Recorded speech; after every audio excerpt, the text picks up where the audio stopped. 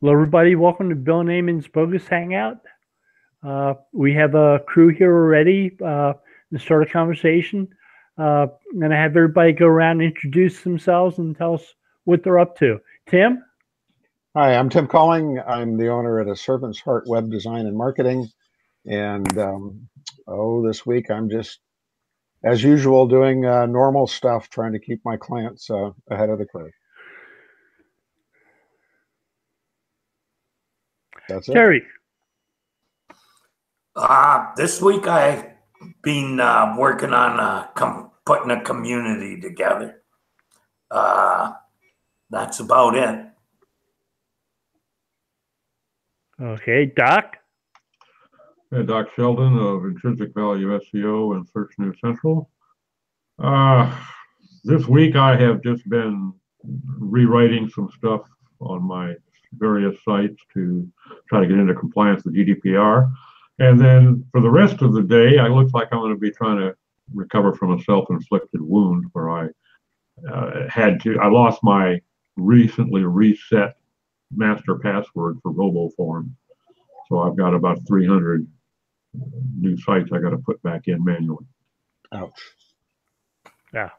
And I am Bill Slosky. I'm the Director of SEO Research with Go Fish Digital and the editor at SEO by the Sea. And I've been looking at newly granted patents to write about. One of them is a continuation patent on related entities. And what I noticed about it was it's paying more focus, more attention to authoritative sources for entity websites. A little bit more attention than it did in the past. And they're connecting entities that may be related somehow to each other, but they're trying to get more authoritative sources for those entities in those connections, which is new. It's interesting. The other one that was interesting was one about answering questions using structured data.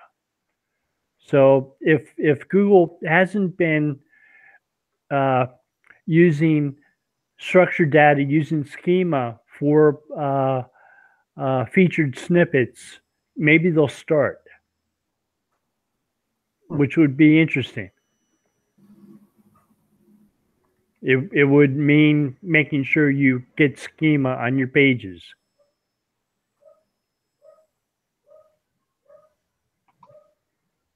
Right. They're using it at present, right, Bill? But they're also still using the old kind of methods to pull entities from pages, right?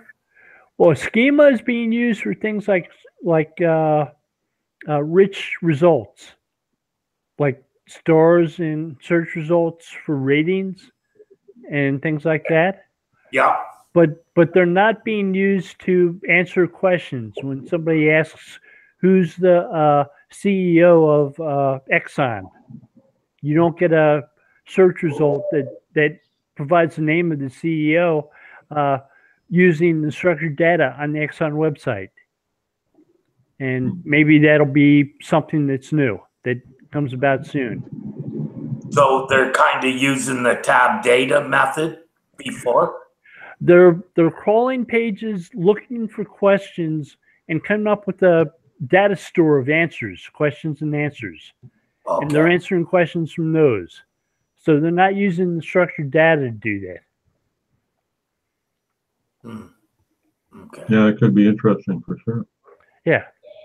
So structured data is mainly the recipes and events, something like that? They've been expanding them. So GS1, the company does barcodes in lots of companies across the country,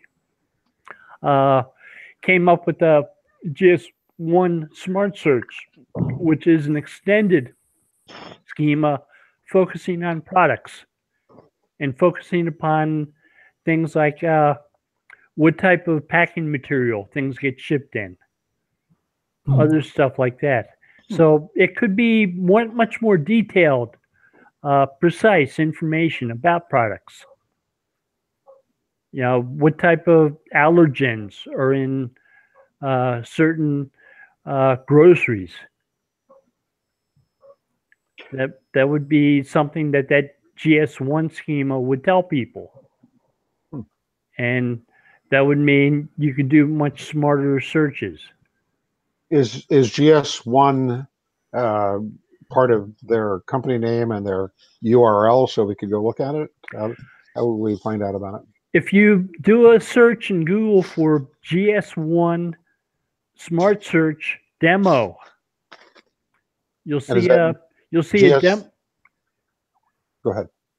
GS1, GS and the number 1. Okay. I was wondering if it was number 1 or 1 written out as ONE. Right. So they've been doing stuff with barcodes for 40 years. So that they've been involved in bricks and mortar stores for a long time. So it's not a surprise seeing them get involved in the web the way they have. And they're really... That's where you can also register your own SKUs there, can you? They provide numbers that are referred to as GTINs. Outside of there, they're called SKUs, right? Some companies refer to product numbers as SKUs. Yeah.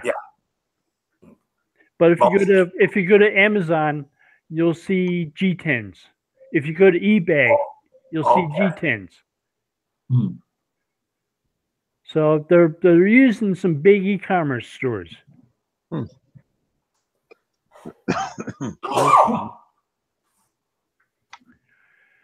they basically put schema to what they've had already is like the barcodes, right? Right. The schema is related to the online versions of things. Right. Machine readable information. So GS1 has an extended schema. FIBO, the Financial Industry Business Ontology, was an extended schema that came out last year that is used in financial institutions and lending institutions. So schema is growing because the ability to extend it is open to all industries. I know the automotive industry is working on one right now. Yeah, that would be huge for identifying parts on cars. For sure. Yeah. So, okay, interesting. Which would mean websites would be able to provide so much more information to crawlers. Yeah, they would. It could be much more detailed. Right. So you might end up with an even deeper separation between trying to optimize for conversions and trying to optimize for search rankings. Nobody's going to go out and want to read the schema on a site, but it could be that the work you put into schema gets deeper and deeper and deeper from a ranking standpoint. If schema is considered something that subject matter experts build purposefully to make the site rank better, they're using vocabulary ontologies that people search with. That's also going to require a lot of the tools out there are going to have to be doing an awful lot of programming to be able to grab that data. If you get a chance to look at that GS1 Smart Search demo, because it's a wizard, it's a fill in the information about your products as you go, and it'll produce the script for you. No, but I mean for folks like Screaming Frog to be able to crawl a site and capture and analyze that additional data, because it's going to be something that people are going to want to look at, that are SEOs are going to want to see if it's implemented. Is it implemented properly? Well, make sure you install Google Search Console, because it does have a structured data section. Right. Is Screaming Frog using that? No, I've seen something published that shows how to enter additional parameters that captures stuff like Jason LD using Screaming Frog, but they haven't actually tailored Screaming Frog to capture that. Right. I've asked. Part of the customization you can do yourself. Right. I've asked them to do that update, and they told me they would, but it's been a while. Yeah, but they do a release about once a year, so it'll probably happen towards the end of the year. I asked them for it about 2 years ago. Oh, okay. Of course, well, they just did one in the last month or two, didn't they? Yeah. Yeah. Oh, it's like 9.1, something like that. The other side of that too is that if they've got to put their developers, drop another 1,000 man hours into revamping that tool, then our price is going to go up as well. Well, fortunately, there's a little competition now, though, for them, or a little more with Sightbulb. So I wonder if Sightbulb's looking at this. If you can pull it in through the Google Webmaster API, it's not 1,000 man hours. It's more. I guess time will tell. No, Terry, it's 10 hours to pull it in and 990 to make it pretty. I don't think they're too much on the pretty side. It's all pretty rudimentary from what I've seen. On Screaming Frog, that's very true. But I only use CSVs anyhow, so it doesn't really matter to me. Interesting. So this reminds me of all the work that some of us did a while back with productontology.com or .org. Is that still being used very much? Anybody using that? You know what I'm talking about? No. You say product ontology. I know of a number of ontologies. This is actually a site called Product Ontology. Yeah. I think it's .org. I think I learned about it from you, Terry. Yeah, and I think Google has been watching that one or does understand their thing, Bill. I read about it in a Google Webmaster thing. So Google came out with a paper in 2014 called Biperpedia, which is an ontology that is built by grabbing information from query streams and extracting data from the web. So if somebody asks lots of questions about automobiles, they collect all the queries that are related, and they know what types of things to extract data about. They build an ontology in an automated fashion using that, and they try to capture canonical queries and see what people tend to ask for, what are common misspellings and synonyms involving those. And that allows them to automate the building of ontologies, because you've had places like BBC build detailed ontologies for things like sports, because they hosted the Olympics and the World Cup recently, and they built the ontologies to help them get searched more often. So instead of having to build a manual one, if Google is going to automate using query streams, they can build them quicker.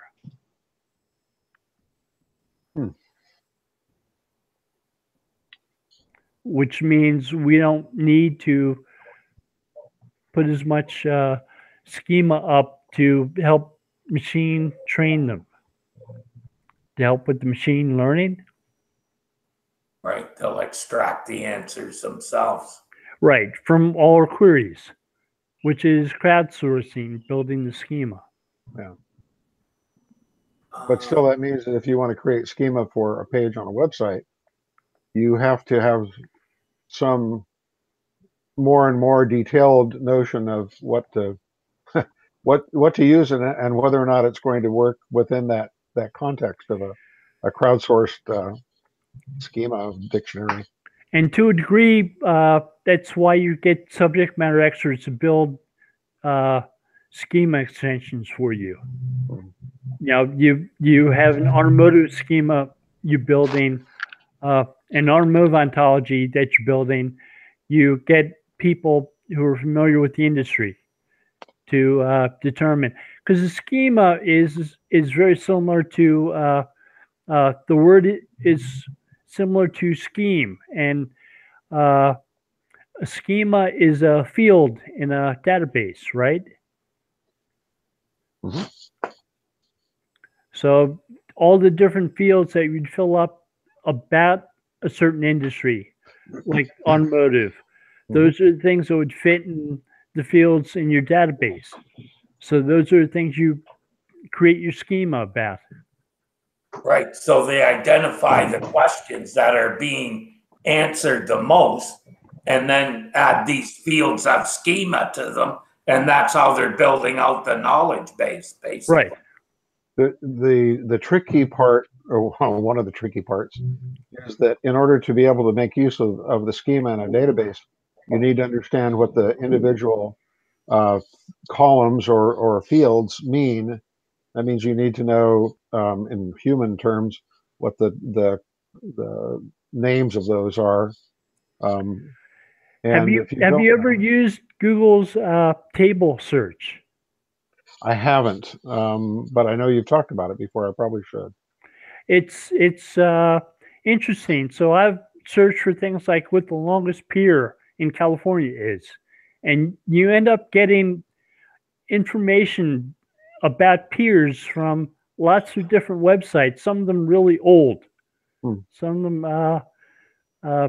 but it's using tables to collect this information to understand the semantics of the web by finding data tables and looking at headers from those to see what type of data people collect and what they call it. Allows them to compare names. If you have two different tables with the same columns, the same data in them, but they have different headings, different names, you know those headings are synonyms for each other. Yeah. So the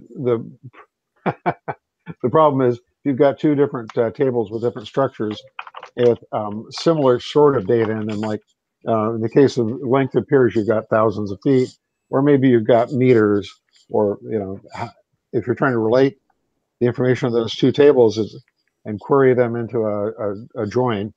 And that's why there are data quality experts at Google involved. Like there's a guy named Alon Halevi, who before he joined Google built a huge classified site, sort of like Indeed. And now Google has a jobs search. Oh, boy, do they! And they have all kinds of stuff. Yeah, that's next on the world domination list, I think, along with hotels and airfare, job listings. Yeah, interesting. Huh. I haven't looked at that table search either. It definitely sounds like it'd be worthwhile. Well, I just went and looked at that search phrase, and I got back an answer talking about Santa Monica Pier, but only half of it is over water, and blah blah blah blah. And the question, though, that I still have is, okay, if I was building a website about a pier, what schema, field names would I use for length of the pier? I don't know. It wouldn't need it to be in schema. It's pulling it out of the words on the page, correct, Bill? Well, but then that's not schema. Right. He was referring to schema as a field in the database. Ultimately, that's what JSON-LD is. It's just a kind of like a record or a set of records in a database that you happen to describe with. Bill, when you talked about the other ontologies, right? Right. You'll be able to easily use them because they're all RDFA or micro formats, correct? Or are they actually written in schema?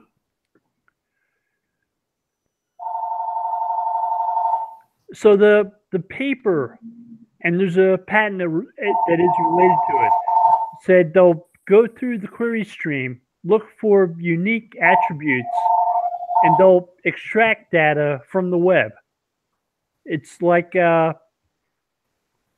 when they go to Wikipedia, they look for delimited tables, two rows. One's value and the other's, one's a attribute and the other's the value that goes to that attribute, like length of pier. Right. Okay. 30 meters. So key value pairs, basically.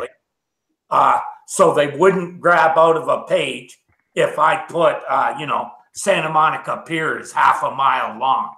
They wouldn't grab that out as an answer to that query. Maybe if it's formatted correctly. You remember making sure you format an address for a local search in a mail format? Right. Okay.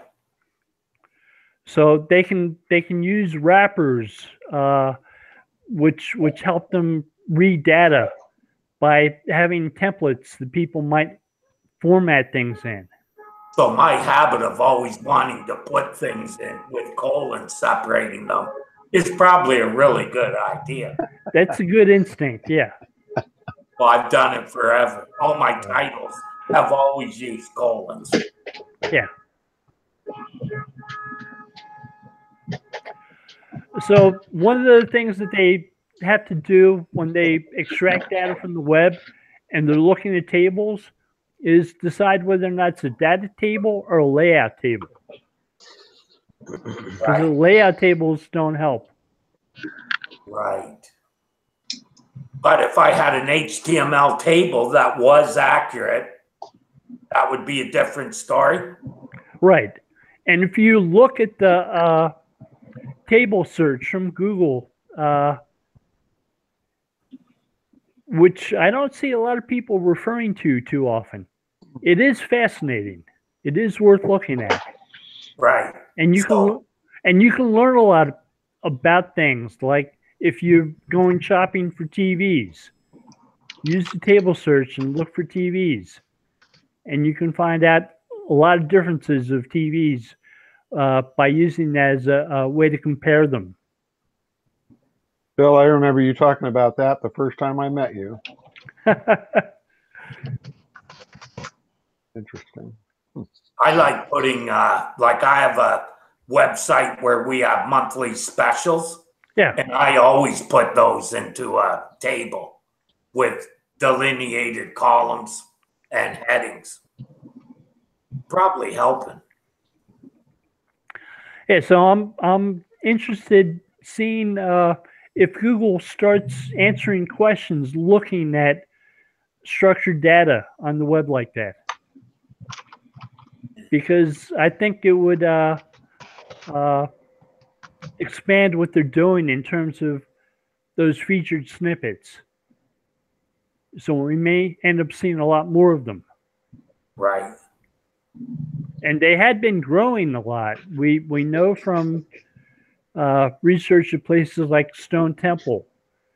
They've looked at lots and lots of SERPs and told us how much they've grown. It was like 14% from 2014 to 2017. I'm actually thinking that's low. Now, I mean an increase of 14%. Yeah, but I mean, I'm surprised it's that low. SEO should be all over it, and that should be there. I don't find a lot of people are actually trying to find where they can use that kind of information. Don't see many people talking about it. That's all. See some people talking about how much it helps them get more traffic to their pages. Right. And there are a lot of people who are afraid that Google is scraping their content and stealing it, and they're not going to let them have it. And that's the deterrent. And you know what? How that happens? What? Why? SEO journals and publications that call it stealing traffic. They're not stealing targeted traffic. They're stealing traffic that was useless to the site to begin with. If your business model depends upon you publishing the fact that Abraham Lincoln was 6'4", You need a new business model. There you go. For sure. Wait a minute. You mean my Buggy Whip website is not going to work? But you know what I mean, eh? That's not for the people that have those kinds of publications. Yeah. That's done for one reason. They're putting their own traffic above those of SEOs because they know if they put Google uses structured data to do X, but if they put Google is stealing your traffic, every SEO out there will read it. Well, that's because so many of them, the wannabes are still hung up on the idea of visits and hits, the old hits, like it really means something to the success of a website.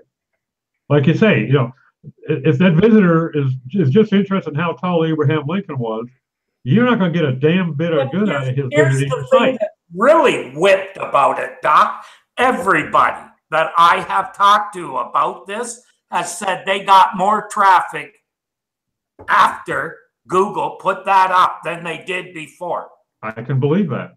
Right? Yeah, so that actually means that Google's doing you a favor when they do it, and yet everybody says they're stealing traffic. Yeah, people are not going to admit that very readily, though. You know that. But to me, it doesn't make sense because they're actually doing their readers a bad. They're, Yeah. giving them a deuce. I don't disagree. Not $2. It's a literal deuce. I mean, it's not like I would really be upset if I saw a query on what is SEO, show intrinsic value SEO up there in the answer box. This would not that would break be my terrible. Heart. That would be that awful. Would really break my heart. Hurt me. But, you talk to someone who had one of those before there were answers, right? Yeah. I know of one, and I talked to the guy. He doesn't get sales from it. He got a lot of traffic, but he never got sales. That's what it will do. I have a client who does online trading training. They help people become stock market speculators. And they have a radio show. They're on National Public Radio. They have 9 million viewers a week. And they're posting their weekly broadcasts in video on their website every week. So first thing I did when I saw their website was say, transcribe those. Yeah. Put it in text. Schema, event and schema for videos. Well, once they put the transcripts, they were asking each other questions already. So the questions are built in. Yep. So just having the source of questions and answers is a way to get featured snippets at this point. And they were. So there was real value to having that text published on their pages because they were getting people to the pages to find out more. Right. And that's what I've always believed too, that when they were going to those websites, they were only looking for that one piece of information anyhow. Whereas with the featured snippets, I think they actually end up exploring the websites more as well. Well, there's so many places. It's just like I know people that are running blogs that are only after raw traffic. That's all they want because they're also selling ads. They're selling. Yeah, well, then they don't have a really good model, do they? Well, no, of course not. But the problem is, just out of ignorance, them and the advertiser is both interested in how many visits that site is getting, and they're willing to pay accordingly. And that's just, God, what a back-asswards business model, like you say. But it's so prevalent. It's really in my prevalent. experience, it's really hard to make a living just off of serving ads. Oh, yeah. in the end, your competition is Google. That's who your competition is. Yeah, good luck with that. Yeah. Yeah, I found when I put AdSense on my website that I was competing with myself and Google because I was offering services and I was advertising services. Yeah, nothing like give your competitor an ad on your page, right? Right. I mean, earning pennies for the chance to not do business with people.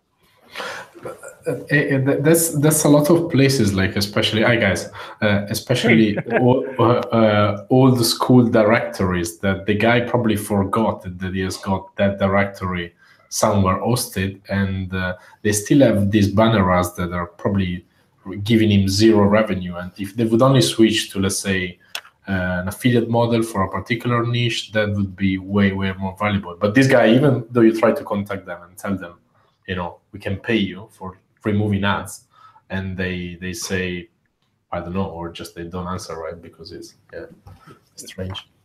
Think people suffering from banner blindness on those sites? Yeah. Eventually, especially on mobile, right? These days, like all those banners, they become even more disgusting. So I remember the last time I made a banner ad. I think it was a century ago. Yeah. People still do, huh? Yeah.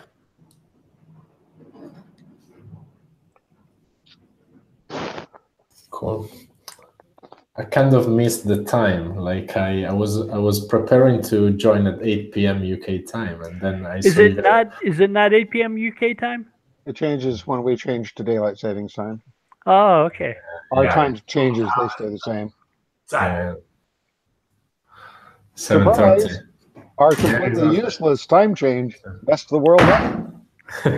See, at 8 p.m. UK time, it's 12 p.m. Carlsbad time. Right now. And my clock only says the 12 p.m. Yeah.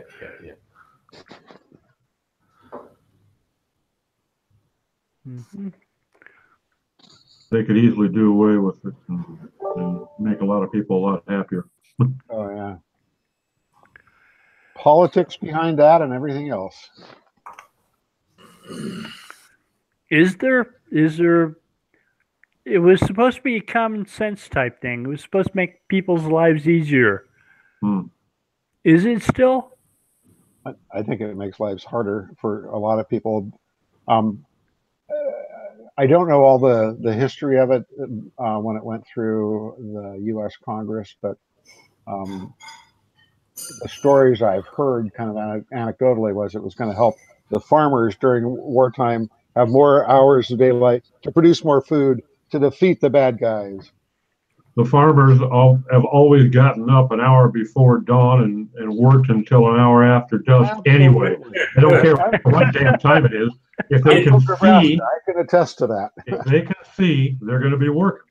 Well, the word was when they moved it up a month. Remember, it used to happen a month later, and during the Bush, I think it was the Bush administration, they changed it so we would use less electricity.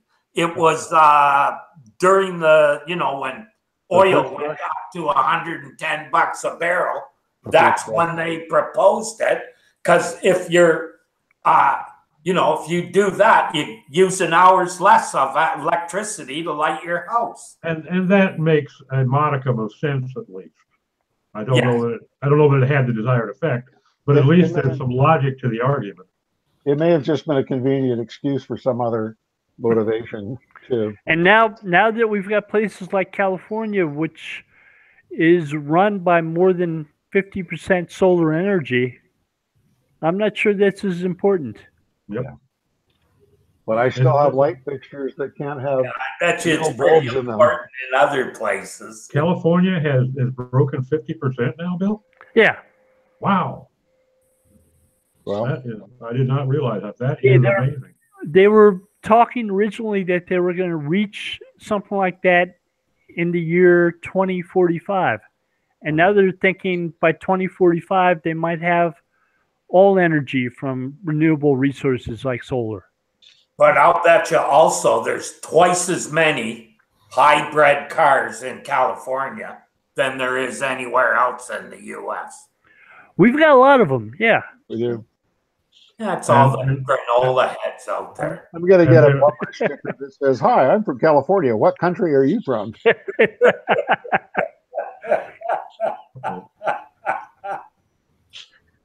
Fruits and nuts. That's us right here, man.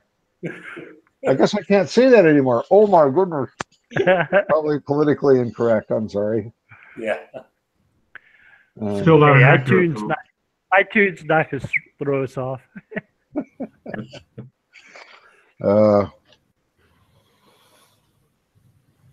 No, that is kind of an amazing accomplishment, though, to break 50%. You know what I'd be interested in seeing, though, is some sort of reliable comparison. You know, you take this product here that consumes 50% less electricity, or is renewable in terms of being more recyclable materials, but nobody is really giving any reliable comparison to how much energy is going into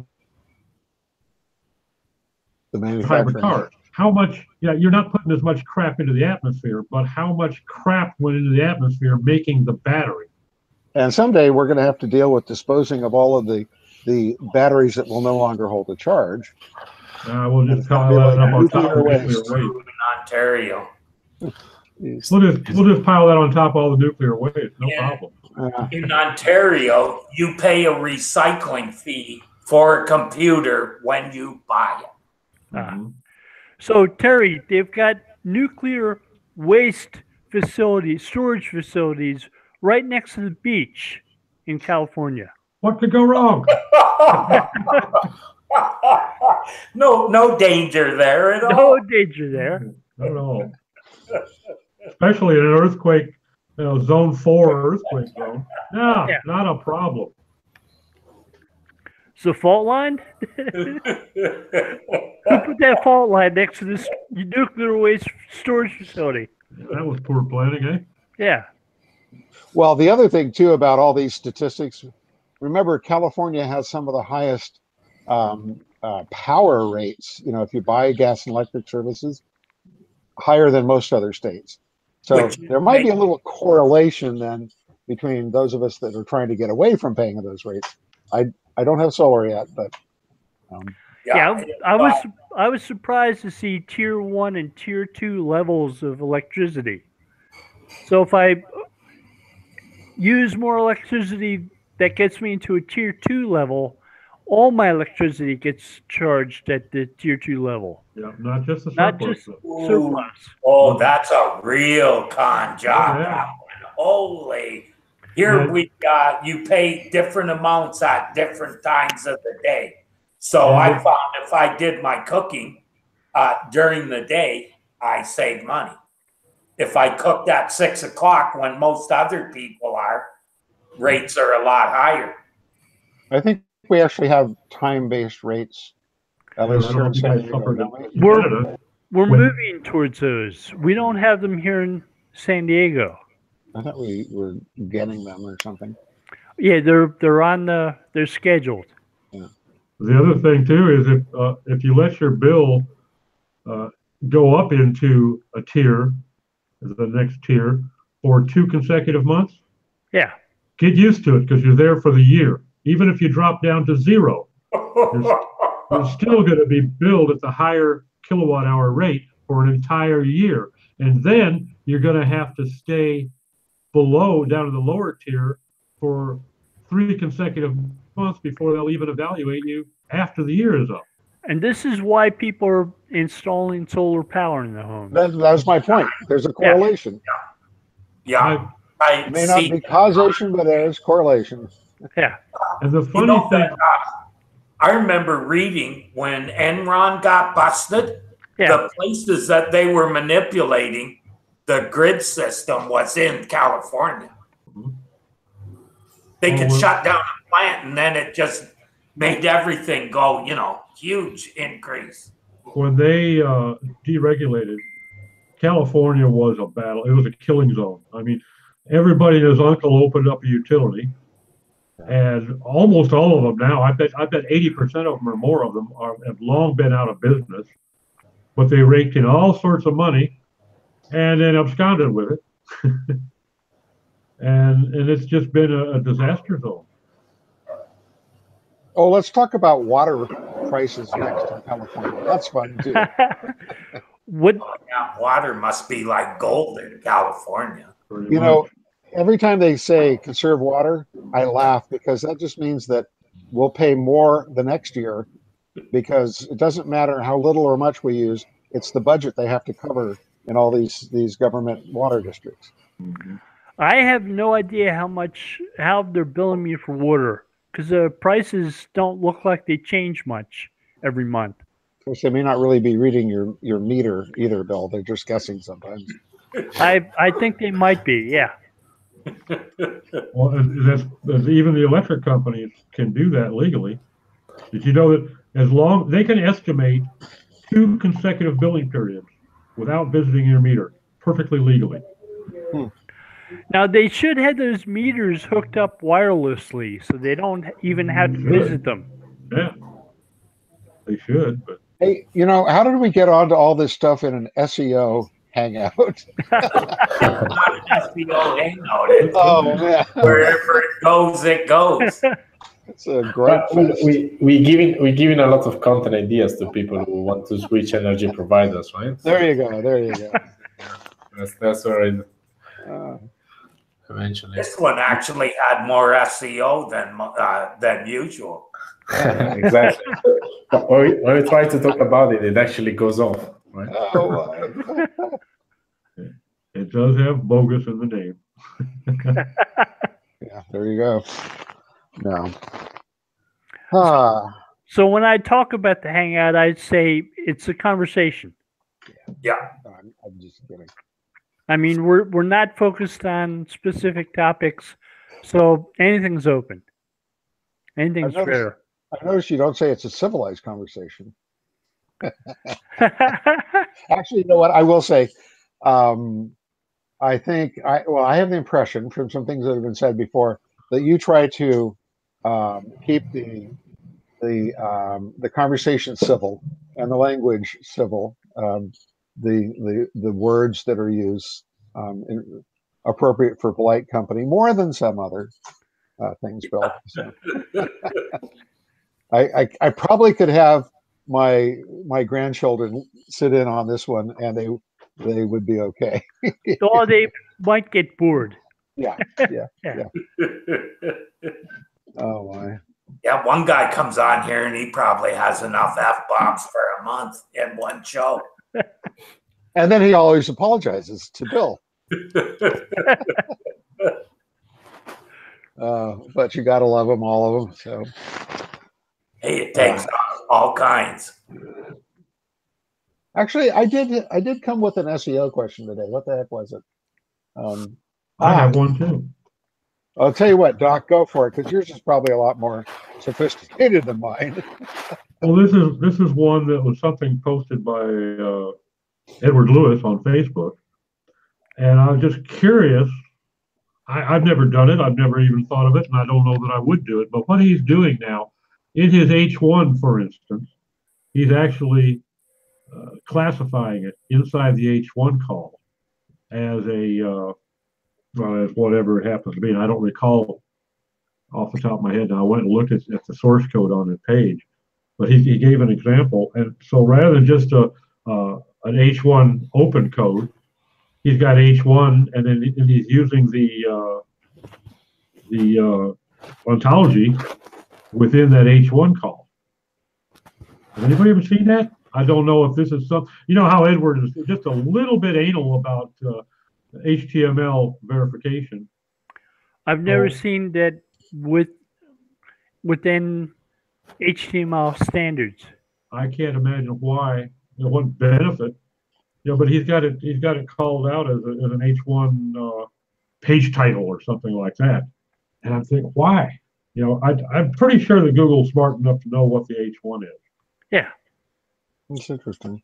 I can't A lot of imagine work it for being any nothing, better. probably. I'm just wondering if anybody else had seen it or done it, Wow. or recognize the logic behind it. In my experience, Google doesn't look at any of the that stuff anyways. They said a long time ago, even the title in an href, they don't look at it. I've seen them use H1s in certain ways that maybe are unanticipated, like using the H1s on pages as page titles when they substitute stuff from the page Yeah. to page titles when people don't include page titles or have really poor ones like home for the home page. Yeah, but that could have happened, Bill, another way too, is because I found the SEO pros in one, and it was on an authority site. They had linked to my site with the to SEO pros using SEOpros.org as the anchor text. Yeah. That was what was used. So if an authority site used the title off of the website or the H1 off of the site in a, because remember, a lot of blogs, the title becomes the H1, right? Yeah. That could make that look like it was from the H1 when it was actually linked to from another authority site using that title tag. I've also seen H1s as questions in featured snippets. And Google's taken the H1, put it as the question for the featured snippet. So that H1 was an indication to Google that it was important enough to had some content about the question specifically. Right.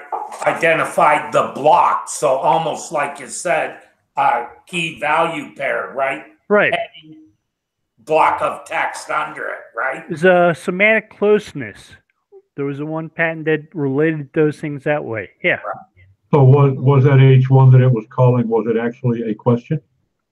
It was a question in that case, yeah. That makes sense. Which they could have grabbed it with or without an H1, I suppose, if it matched the query. Right. If it was a decent answer, yeah. Yeah. I've always believed that Google doesn't care H1, H3, whatever. To them, they're all doing the same thing. They're all blocks heading content, yeah. Right. And especially if you have a link near it, that's good as well for the context around the link. Mm-hmm. We use them regardless of. I mean, we because we use Bootstrap, we mainly use them based on how they fit on the page in terms of size and everything, and like the style. But then we don't really care about, because especially when then they rewrite. Not just title, but like within the page, like as long as it makes sense for the user and whatever H1, 2, 3 we're using, we ignore it, right? I still see a lot of people using heading elements as ways to style content.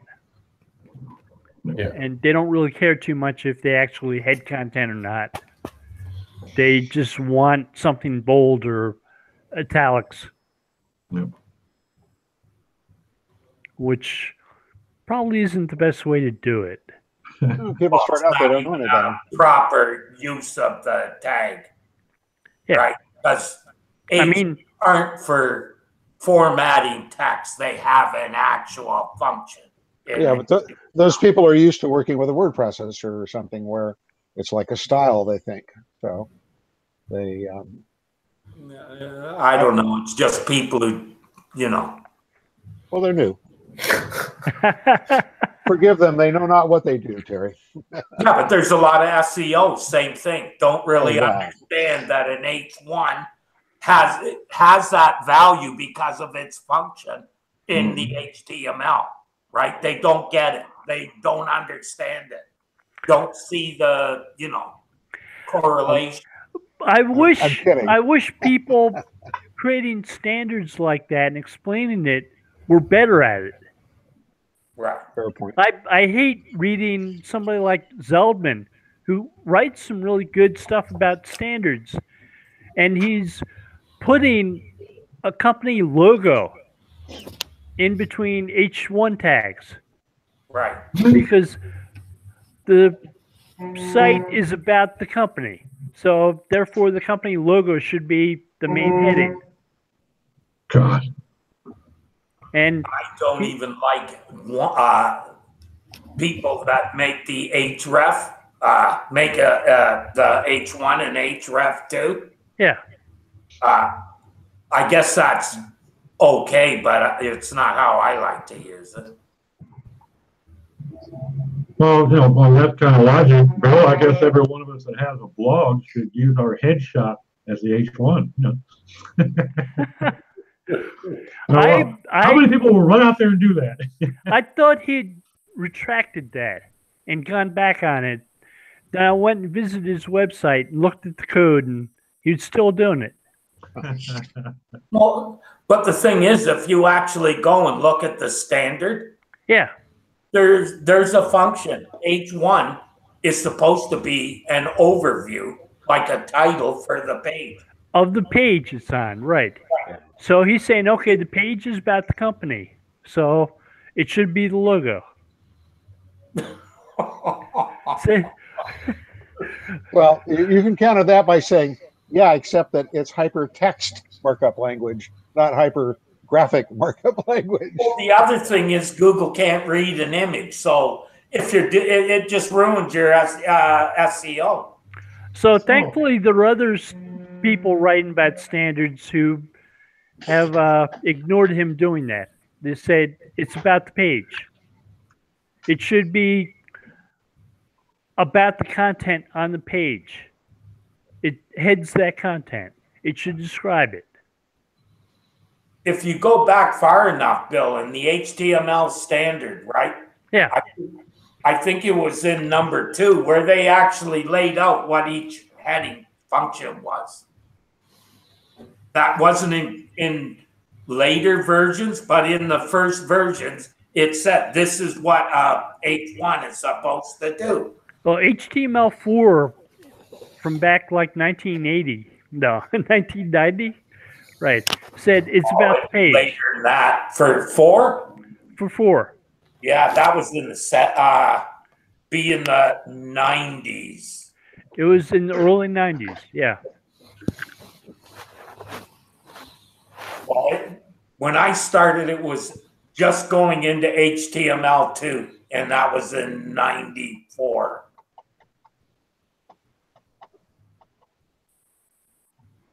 And the next version come pretty quick. 4 took a while.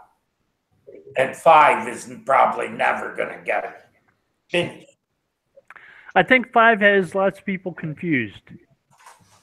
Too many chefs in the kitchen is the real problem. It's like, what do you mean different sections with their own H1s? Mm-hmm. Yeah, I admit it's unnecessarily complex, I'm afraid. Yeah.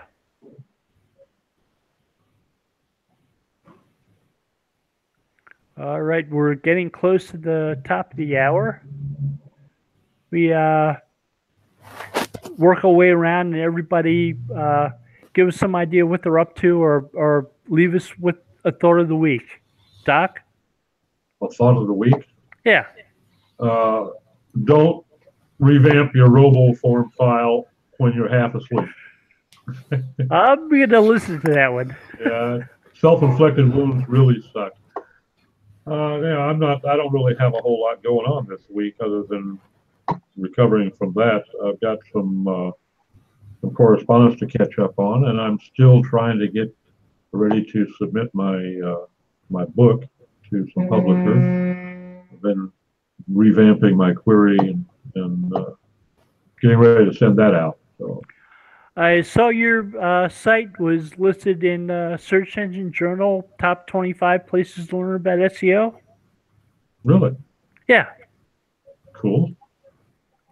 Yeah, if you miss that, you've got to take a look. I will. Danny Goodwin wrote that. Yeah. Oh, that figures. Okay, I'll take a look. Thanks. Yeah. Mm-hmm. Fabrizio. This week, I don't know. Good question. Probably working with engineers on product. We have a bunch of new people that joined our development team, so it's just giving them heads up of what we're trying to build. But yeah, that's the main part of the week. Apart from that, probably we're meeting some guys to talk about SEO, and it's good that sometimes we meet other companies to share what we do, because it's difficult when we are an in-house team to learn from people in the company if they don't do SEO. So we tend to meet other companies and share a bit. So that's another thing that we're doing. But yeah, that's about it. Work, lots of work.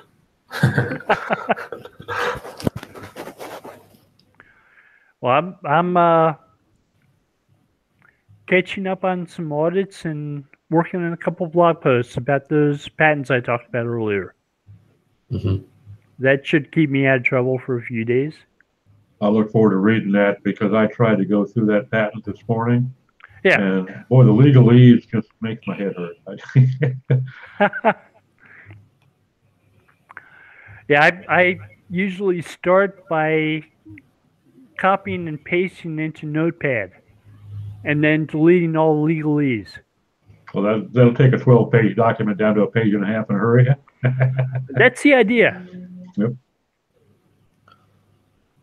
And it makes it a lot easier, because a lot of times those tend to get so redundant, saying the same thing over and over and over again in different ways. And sometimes not even different ways. Sometimes. Mm-hmm. So, Terry, you have any thoughts for us? Any thoughts about what you're up to the next week or so, or about the web itself, or about SEO? Oh, geez, don't get me started. Yeah. Always lots to complain about.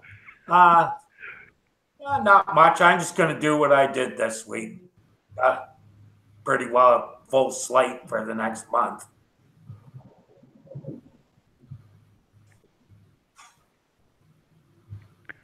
Oh, that's good to hear. Well, that's our show for today, everybody. Thank you very much. Take care now. Bye, everybody. Bye-bye. Bye.